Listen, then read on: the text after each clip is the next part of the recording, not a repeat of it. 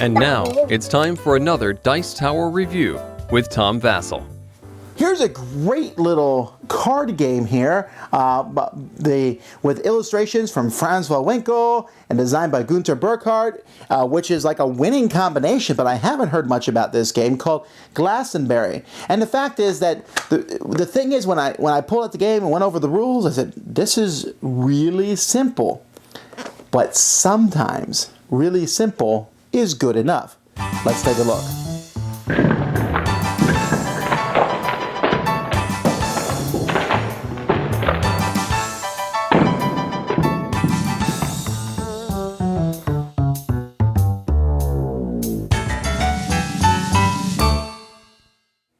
In this game, you're going to place a 6x6 grid out on the board. There's these 4 corner cards that go here, and they form a clockwise direction around the game. And then each player is going to take a piece of their color. Now, I'm assuming these are witches, although it sure looks like this is relish, and we got ketchup, mustard, and mayonnaise over there. But you're going to place these pieces outside one of the corner spots. Each player is also going to have a cauldron that they're going to have placed in front of them. You'll notice that this says 2 on it. A cauldron is where you're going to place all of the recipes that you get. Now, the way this game works is, it's very simple. On your turn, you're going to move clockwise a number of spaces that your cauldron shows. So here it shows 2, so I move 2 spaces. I then can take any card in that row. So let's say I take this red bag of potato chips, or bones, or whatever it is, yummy. I put that in my cauldron, and then I replace it with a new card from the deck. Now, the next time I go, the number that I've taken is 4, so I'll move 4. 1, 2, 3, corner counts as 1 space, 4. Now, if you land on a corner on your turn, you don't get to take a card. So you want to try to avoid corners, although sometimes you can't help it. So then when I move forward next turn, I can take one of these cards. So I take this delicious bottle here of, I'm guessing that's dragon's blood, and then replace that one. And that's how the game progresses. You will continue to do this in turn order until eventually you run out of cards that are here. Then you'll keep going until one row or column is completely gone, at which point the game ends. Now, as you're moving around, you can also take spells. There are different spells in the middle. When you take cards, you put them on top of your cauldron, but you're never allowed to look at them unless you take this spell. It lets you look at them all once, in case you've forgotten, which you likely will.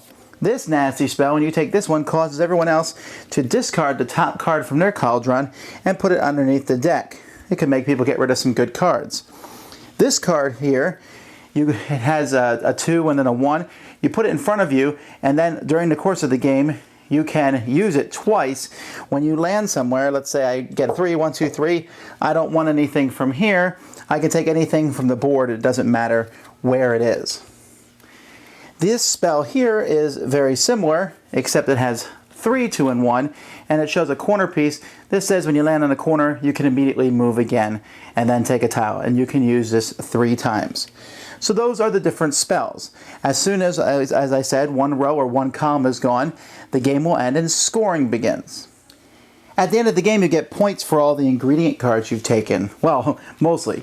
You take a look at each type. So here, I only have 1 of whatever these are, these little green vials and bristles and things. So when you only have 1 of a card, you actually lose those points. So here I would lose 4 points.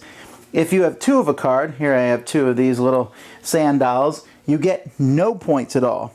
If you have 3 of a card, here I have 3 jars of eyeballs, I simply add the points together, 9 points. If you have 4 of a card, and that's the most you probably can get, then I would get all the points, 10, plus a bonus of 5, which is 15. Now, you don't always have to get all 4 of those, because there is 1 wild that you can take, and this can count as any card that you want for purposes of this. One more thing, if you take cards that are your color, let's say I'm blue, then the points for those are doubled.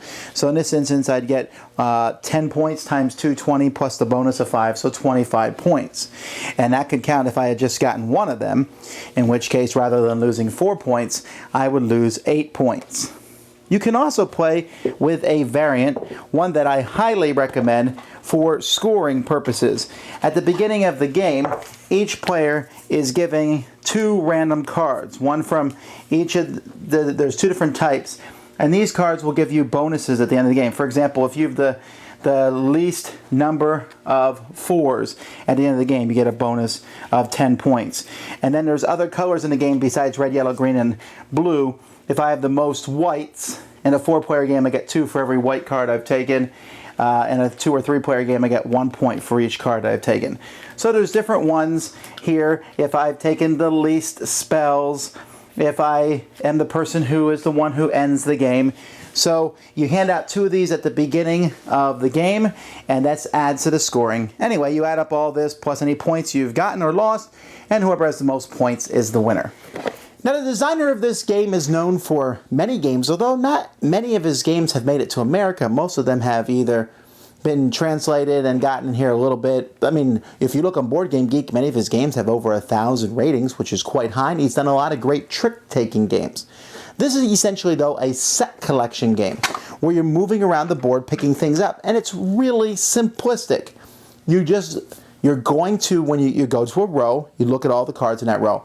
Which one do I want? Do I want one that's my color? Probably. Do I want one that I've already gotten before? Definitely. Do I want to take one so that someone else can't get it? Maybe. Do I want to take a spell? Maybe. But then, with those choices, which I made sound all complicated, but it's kind of going through your mind, which one do I want, da-da-da-da-da. Then, there is, how many steps will it lead me next turn? Will it make me go to a corner, essentially wasting a turn? Or will it get me into a row where I can get something I really want? Sometimes I take one that I didn't care that much for, so that I could get into the row to take one that I really wanted. Do I want the 4th one in a set? You betcha. Okay, so there's that going around, and you're going around picking those up, using spells to get things that you need.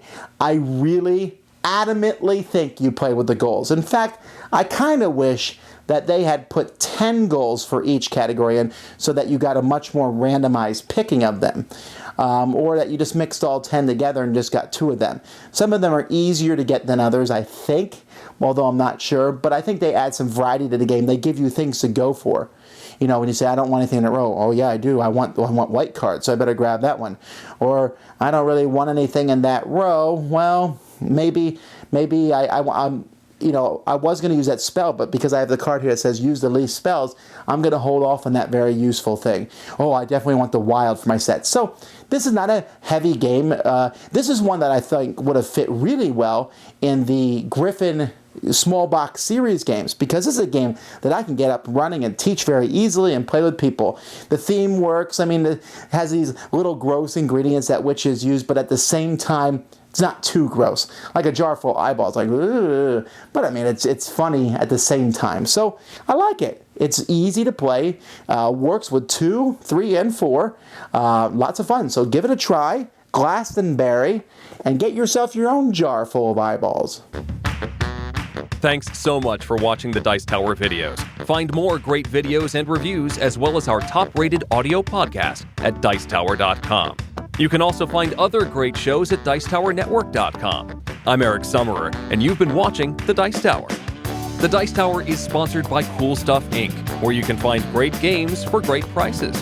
Cool stuff in stock. Check them out at CoolStuffInc.com. Shut the door!